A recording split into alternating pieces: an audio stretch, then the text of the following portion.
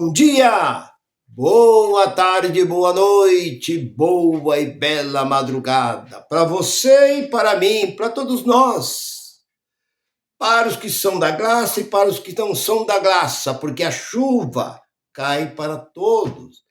A graça, a bênção de Deus é derramado para todos, porque Lamentação de Jeremias, capítulo 3, versículo 22, as lamentações de Jeremias, ele diz que as misericórdias de Deus, ela dura para sempre. Então, que nós não somos consumidos. Jeremias ele diz que as misericórdias de Deus são a causa de não sermos consumidos, porque a misericórdia de Deus ela dura para sempre. Então a misericórdia de Deus não é só para os que são, mas para aqueles que não são, porque Deus vê de uma forma completamente diferente. Foi o que ele disse para Samuel no capítulo 16, versículo 7. Eu não vejo como vê o homem, Samuel. O homem vê o que está por lá de fora, mas eu vejo o que está dentro do homem. Muitas vezes o homem é tão religioso, a mulher é tão religiosa. Deus olha para um homem, uma mulher que não tem nada a ver com a religião, Deus vê algo que agrada a Deus. Coisa que é importante para Deus. Mas o tema da mensagem para nós, meu irmão, minha irmã, seja bem-vindo a este canal, Nilson Queiroz, Verdadeira Graça. E a mensagem que eu tenho para nós nesse momento é essa: o azeite na botija. Vamos lá. Você vai entender a minha colocação. Fica comigo até o fim. Se você é ou não é da graça, fica comigo. Nós olhamos para segundo Reis, não é segunda, não, é segundo Reis, capítulo 4. O profeta Eliseu chega na casa de uma viúva e ele pergunta: como vai? Como vai vocês? Como vocês estão indo? Ela diz: eu não estou bem, porque o meu marido morreu e eu tenho 2 filhos. Meu marido temia muito a Deus e amava muito ao profeta. E hoje eu estou passando, em outras palavras, uma luta muito difícil, porque eu tenho 2 filhos para criar. Mas o meu marido deixou dívida e os credores, isso é, aqueles que não sabem, aqueles que meu marido devia, estão querendo levar os meus filhos como escravo, porque naquele tempo era assim. Hoje, graças à lei, que isso aqui, principalmente no nosso Brasil, nós temos uma lei que não existe isso. Porque hoje a lei, até uns anos atrás, se você comprasse uma geladeira, comprasse um fogão, uma máquina de lavar roupa e não pagava a casa, isso é, a loja vinha e buscava, levava de volta uma televisão. Hoje já não pode mais. Então hoje é completamente diferente.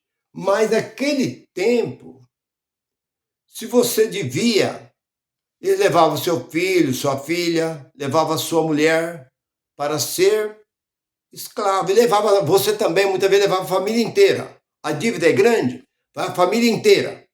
Vai trabalhar para mim até pagar a dívida, ou muitas vezes ia, e essa dívida era muito grande, tinha que viver trabalhando o resto da vida.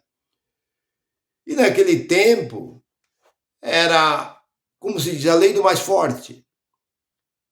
Vocês sabem que as pessoas moravam numa cidade pequena, muitas vezes aquela cidade era tomada por um outro povo maior, atacava e tomava. Então as coisas eram assim naquele tempo.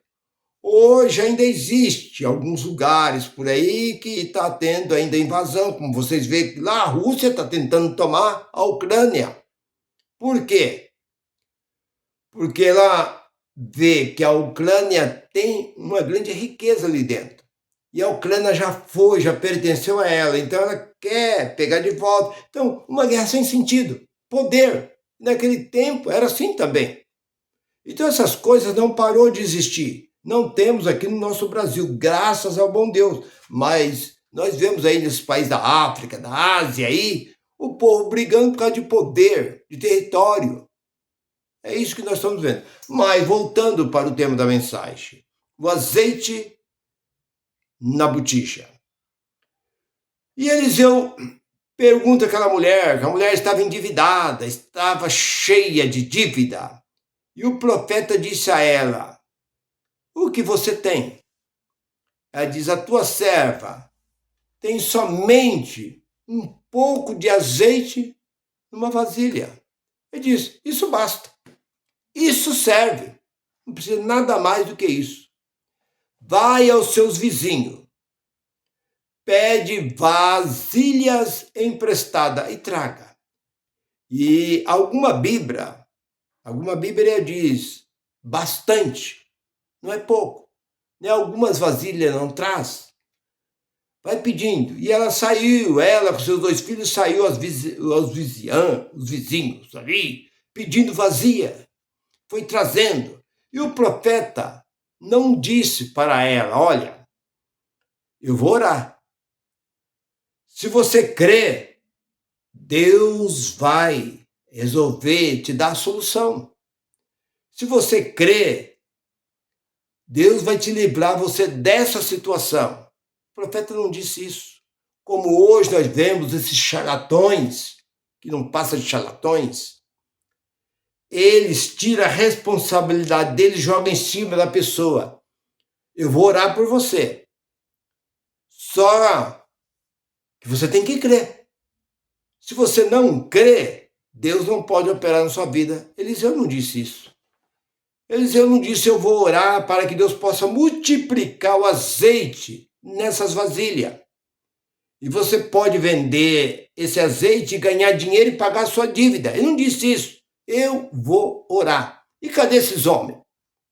Hoje nós vemos esses enganadores que chamam um povo na frente, cadeirante, pessoas com vários problemas de enfermidade, de olha, eu vou fazer a oração. Eu creio que Deus pode fazer. Agora, vai depender de vocês. Aí ele ora, faz aquela bonita oração e tal. Não acontece nada. Qual é a resposta dele? Vocês não creram. Vocês não tiveram fé. Eu não posso fazer nada, porque isso está em vocês. Eu disse para vocês colocar fé em Deus, eu ia orar. E joga a responsabilidade em cima do povo. Enquanto Eliseu disse: vai buscar, vai pedir vasilha emprestada. E o profeta começou a orar. Eles foi pedindo, e de acordo que ele ia orando, as vasilhas foi se enchendo. Eles encheram a casa de vasilha, grande, pequena, de todo tamanho. De acordo com o que os vizinhos davam, eles foram enchendo. Por fim, não tinha mais vasilha. Eles vieram e disseram ao profeta: homem de Deus, as vasilhas acabou. Quando as vasilhas acabou, o azeite cessou. Agora você preste bem atenção no que eu vou dizer. Quando o azeite cessou, qual foi a resposta do homem de Deus? Porque hoje existem muitos homens com o título de homem de Deus. Eu sou homem de Deus. Eu fui ungido por Deus. Deus me levantou para ser pastor aqui nessa cidade, nessa igreja aqui, porque eu tenho a unção de Deus. E cadê a prova que você é um homem de Deus? Prova que você é um homem de Deus. Faça algo para você provar. Palavras, até papagaio fala. Quero ver você provar. Quando terminou, o azeite cessou. E ela olha para o profeta e diz assim: e agora, o que devo eu fazer agora? Qual foi a resposta do profeta? Olha, você vende o azeite, tira parte do Senhor e depois o resto você vende e paga as suas contas e vive do resto. Essa foi a resposta que ele deu? Não. A resposta do profeta foi simples. Vende o azeite e paga as suas dívidas e vive do que sobrou do azeite. Essa foi a resposta. Agora eu pergunto, por quê? Não era lei? O profeta não vivia no tempo da lei? Quando você olha para Malaquias, capítulo 3, versículo 8, 9 e 10, não tem nada a ver com outra nação. Mas aquela mulher e o próprio Eliseu estavam debaixo da lei. Então, por certo, não seria Eliseu ter dito àquela mulher, você vai dizimar, você vende, tira o dízimo, leva no templo, entrega ao sacerdote e aí você paga suas dívidas. Não seria isso? Não. Por quê, irmão Nilson? Porque só dá o dízimo, se você não sabe, quem planta. Aquela mulher não estava plantando nada. Aquela mulher não era lavorista. Ela não cuidava de terra. Ela vivia na cidade. Ela vivia ali em Samaria. Ela não tinha nada a ver com plantio, porque só dava o dízimo. Para que você saiba quem planta. Então hoje é um erro muito, uma aberração, para dizer a verdade. Você tirar dízimo do gentil. Porque o gentil não planta. Chega dentro de qualquer denominação aí, seja ela qual for, assembleia, congregação, qualquer uma delas aí, mundial. Quem é plantador aqui, roceiro aqui, levanta a mão. Que planta. Ai, possa que tem alguns, que tem algum sitinho, alguma coisa, planta. Tudo bem, vocês plantam. Então, do que você escolher, vocês vão trazer. Mesmo assim, não. Por quê? Porque o gentil não tem lei. Romanos 2:14. Gentil não tem lei. Porque naquele tempo só contribuía no templo quem plantava, quem tinha pasto, quem engordava boi, vaca, ovelha, cabrito, dava a porção ao sacerdote. Mas quem trabalhava em outro ofício não tinha que dar nem satisfação para o sacerdote, quanto mais dízimo. Mas aonde está isso, irmão, nisso? Olha lá no livro você olha para o livro de Ezequiel. Ezequiel não. Você olha no capítulo 27 de Malaquias. Você olha, Malaquias não é o livro, os 5 livros de Moisés, seria então o livro de, seria Número, Êxodo, então seria o segundo livro, o terceiro livro de Moisés. Terceiro livro de Moisés, no capítulo 27, e o versículo de número 30 ao 32. Você olha ali, né? Você vai ver, livro de Levítico, Levítico, agora me lembrei o nome. Levítico. Olha no livro de Levítico, no 27, versículo do 30 ao 32. Você vai ver, e vai até no 34, que fala, esse mandamento é só para os filhos de Israel. Você vai dar do gado, do grão, daquele que você planta, daqueles que cuida da terra. Se você fosse um sapateiro, fosse um carpinteiro, fosse um ferreiro, fosse uma lavadeira de roupa, uma cozinheira, você não tinha que dar nem satisfação. E hoje eles usam essa mentira para tirar isso do povo. Então Eliseu disse, vai, vende, paga suas contas e vive do resto. Por quê? Porque ele era um homem justo, esse era um verdadeiro homem de Deus. Esse pode chamar de homem de Deus, mas não esses charlatões que vivem em cima dessas tribunas, tomando do povo através do blá blá blá, dizendo que esse dinheiro é de Deus. Quem disse que Deus precisa de dinheiro? Deus não precisa de nada. Deus não requer nada de nós. 17 e 25 de Atos. Deus não quer nada do que é seu, do que é meu. Ele é autossuficiente. Ele devia dizer assim, olha, traga o dízimo para mim.